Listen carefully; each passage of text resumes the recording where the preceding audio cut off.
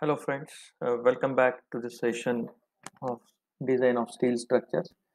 So today we will go for graphical analysis of truss for wind load. In previous sessions we have gone for graphical analysis of truss for gravity loads.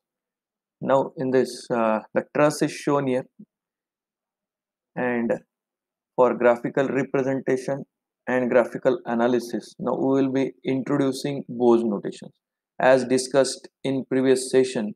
So now we will be introducing Bose notations here for this particular external loads. Now before we go for Bose notation, we will show the magnitudes of all these forces.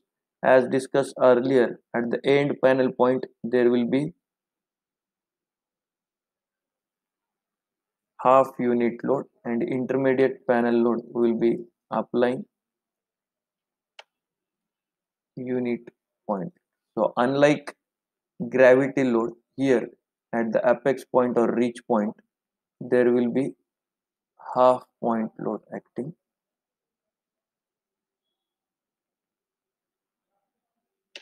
So once you mark all these loads, then we'll be introducing Bose notations. So after this, now we have to introduce Bose notations for all the external forces and reactions.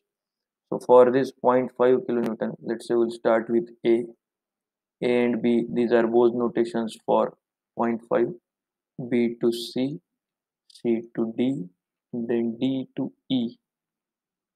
D to E is this zero point 0.5 kilonewton, then E to F,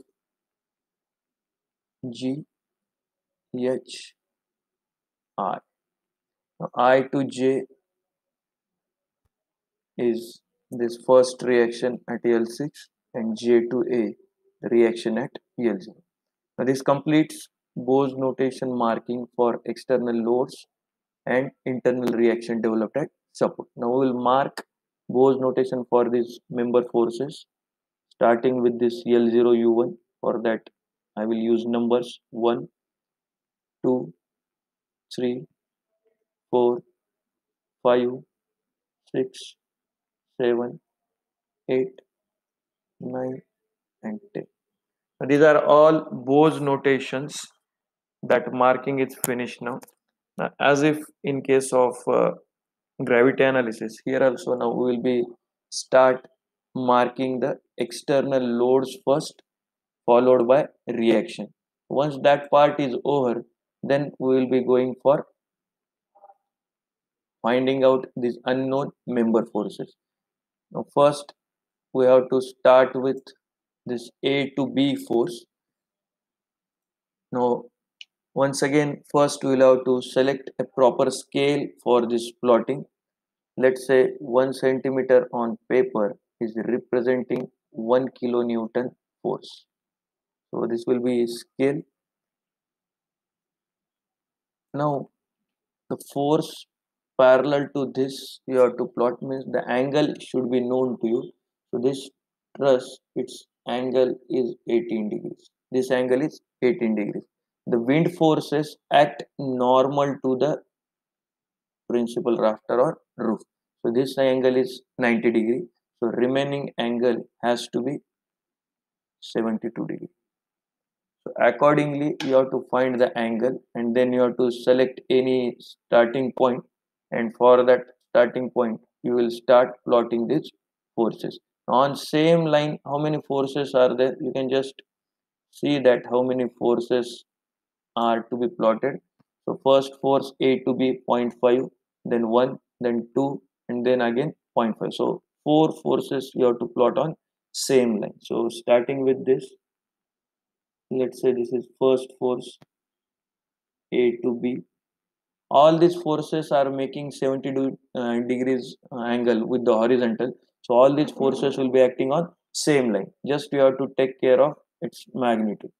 So first force 0.5 centimeter, then 1 centimeter, then again 1 centimeter, zero point 0.5, 1, again 1, and then again 0.5. again. So this is how you have to mark these forces. Then there is change. So once you get these forces, so A to B is first, then B to C second force, then C to D is third force, and then D to E. D to E is fourth force. At E, there is change in direction of loads. There is change in direction of external loads. So that you have to consider, and accordingly you have to change angle. Now angle will be 72 degree only. This angle is again 72 degree, but there is change in direction. So that change you have to consider in this plotting, and I will mark those forces again. First force E to F, it's of 0.5 centimeter, because our scale is 1 centimeter equal to 1 kilonewton, and that load is 0.5 kilonewton. Then next is 1 centimeter, next is again 1 centimeter, and last one is of 0.5 centimeter. So this is how all the forces acting here are marked now. So E to F, then F to G, then G to H, and H to I. Now if you see here, I to J, this magnitude you will have to calculate. So as discussed earlier, so when you go for going for analysis of roof truss, so first you have to calculate reactions. Now you will be calculating reactions analytically. So you can take component, vertical component of all these forces.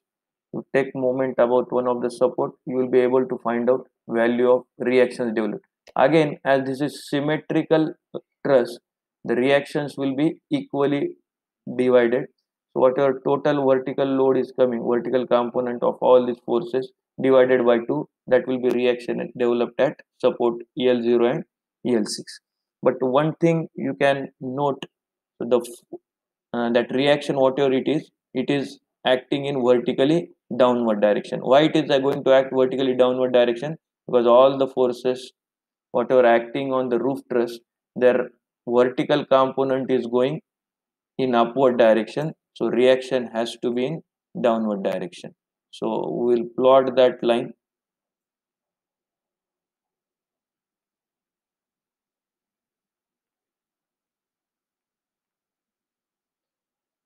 So at the midpoint, as both values of reaction are going to same, so at the middle point, at the midpoint of this particular line, vertical line, there will be the J point, because you are getting equal values of reaction. So you can mark that point as well here. So this point is going to be point J. Now one check you can give here. So if this polygon, whatever force polygon we have plotted here, if it closes on its own, then you can say that this particular whatever force polygon we have plotted it correct. If there is some error you are getting, I will zoom in here. You can see here this polygon has closed on its own. If it is not closing here on its own, that indicates there are some errors in plotting this. So you have to take care that you will minimize errors whatever with your perfection of plotting. So probably in any drafting software the errors will be minimized. So you have to take care that whatever forces you are plotting here, those will be inclined along same line of action for up to reach from support L0 to reach, and then reach to support L6, there is same direction. So we'll just mark those B, C, D, E, then E to F, F to G, G to H, H to I,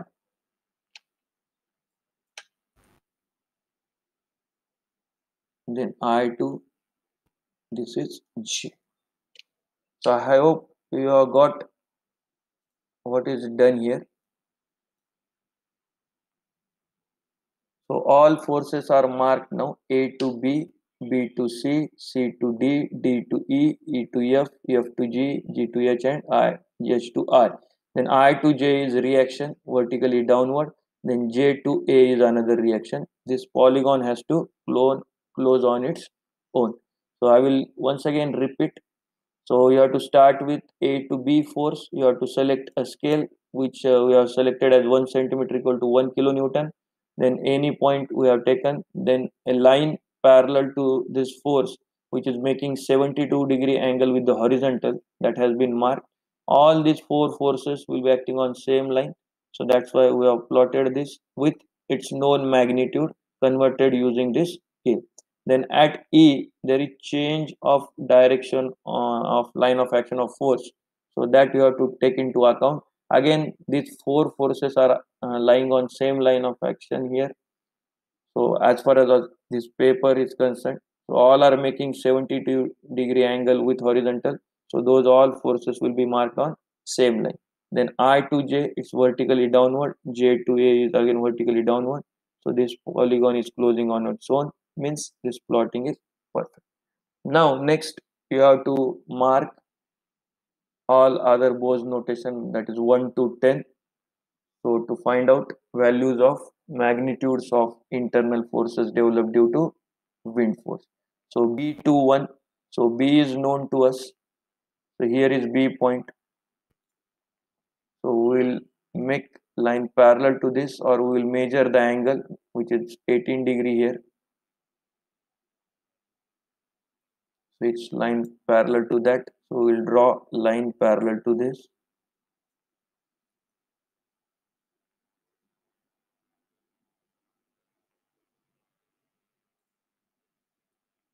So starting from B. So this line is drawn. So I don't know its second point because I have not located 1. What is second reference point for 1? It's J. So we'll draw line passing through J and perfectly horizontal. So this is the point J.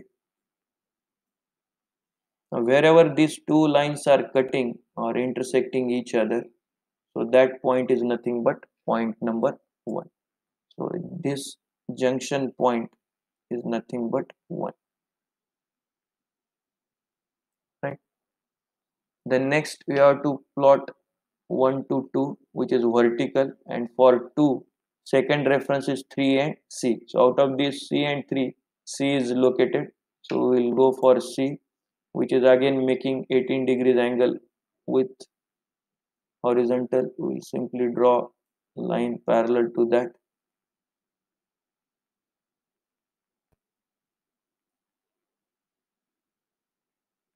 And from 1 we have to draw a vertical line. Wherever these two lines cut each other or intersect with each other, that is going to be point number 2.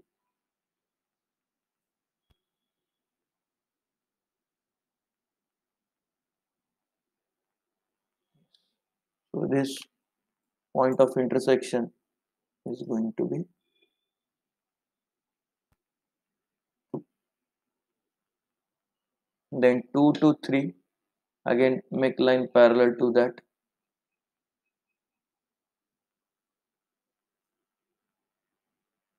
Or measure that angle. And for 3, another reference is J. Another reference is J.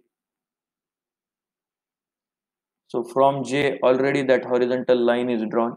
So wherever these 2 points are, those 2 lines, that is from 2 and J, are meeting each other, that is point number 3.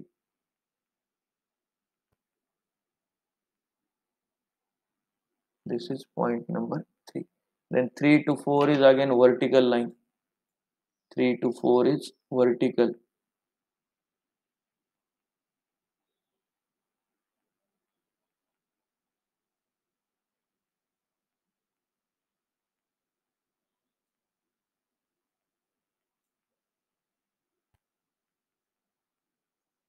We will draw one vertical line passing through 3. And for 4, another reference is D.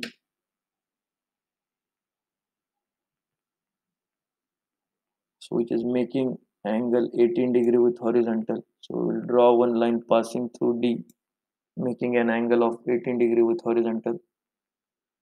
So wherever these two lines are meeting each other, that is nothing but point number 4. This is point number 4. Then 4 to 5 is inclined. So we'll measure that angle and we'll plot a line parallel to that starting from 4. For 5, another reference is G.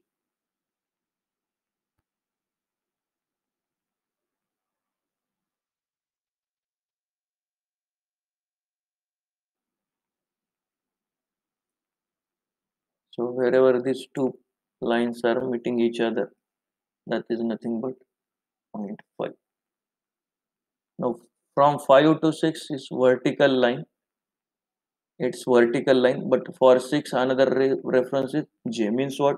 These 2 points will be coinciding. If I draw a vertical line here, so another reference is J only. So these 2 points are coinciding, and that indicates distance between 5 to 6 is 0. Means the magnitude of force in this member 5 to 6, that is U3 L3 is 0. That is, this is zero force member. So this particular member is a zero force member. So as like in case of gravity analysis, same thing is applicable here as well. So friends, so we have completed this vector diagram. So if using this, now you are in a position to find out forces developed in different members. So we'll just note down the members here. So you can prepare the table. So first will be member, then magnitude, and last column will be nature. Now magnitude will be nothing but distance between points.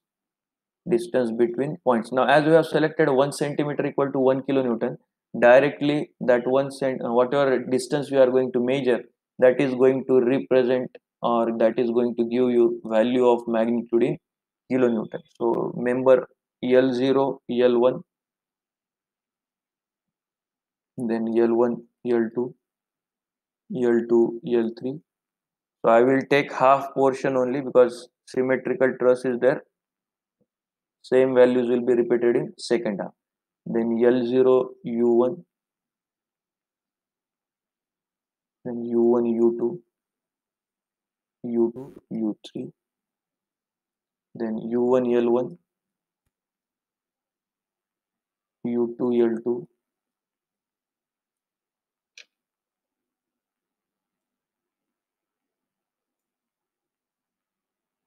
L1, U1, L1, U2, and L2, U3. Now to find out magnitude of these members, what you are supposed to do, you have to measure distances between. For L0, L1, L0, L1, what are Bose notation? 1 and J. So you have to measure distance between point 1 and J. Then for L1, L2, 3 and J. Then L2, L3, 5 and J. Then for L0, U1, B and 1. Then for U1, U2, C to 2. Then U2, U3, D, 4. Then U1, L1, U1, L1, 1 to 2. Then U2, L2, U2, L2, 3 to 4. Then L1, U2, 2 to 3.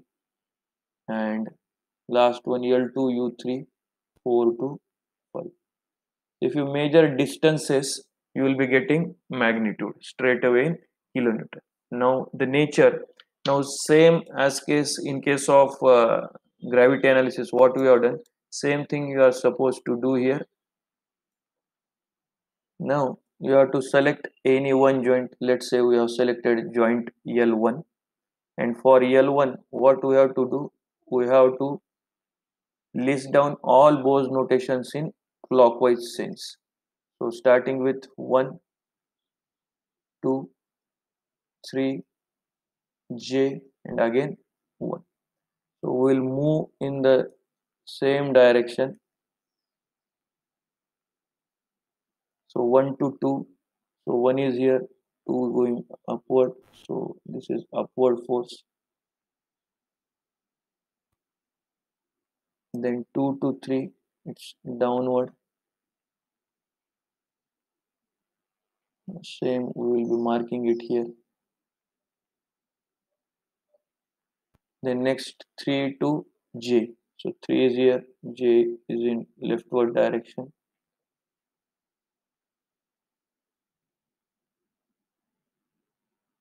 And then J to 1. J is here, 1 is here.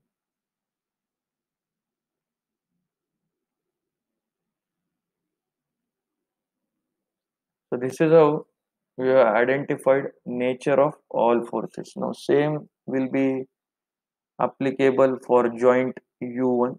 You can go for joint U1 as well. So for U1 you can start with C, then 2, then 1, then B. Now B to C is external force, you need not to bother about. So C to 2, now C is here, 2 it's going away. Now same arrow will be marked here. Then 2 to 1, 2 to 1, downward, downward, and then last 1 to B. So 1 is here, B is in this direction, 1 to B.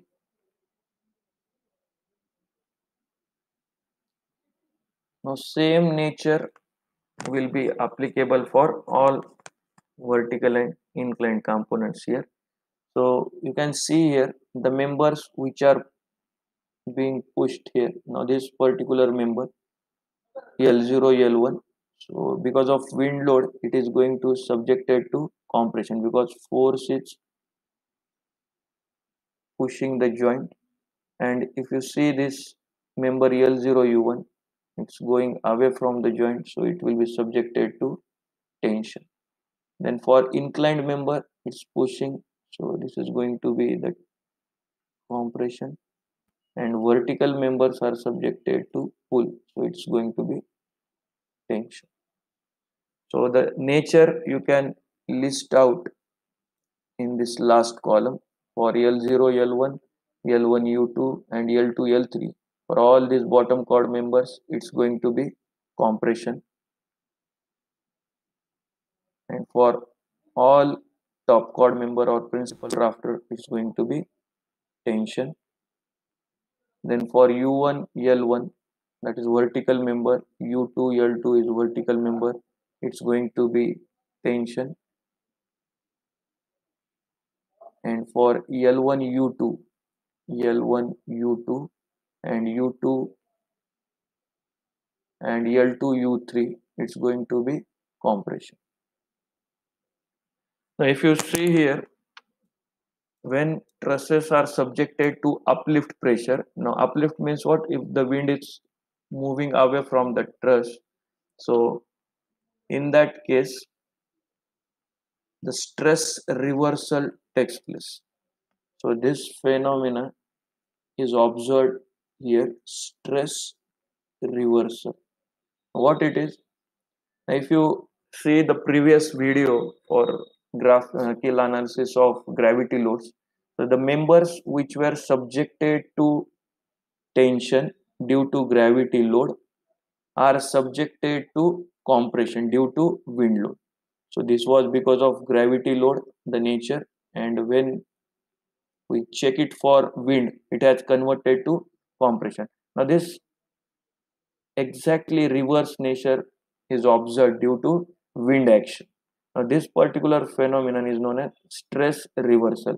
Now, this is typically observed in case of uplift pressure.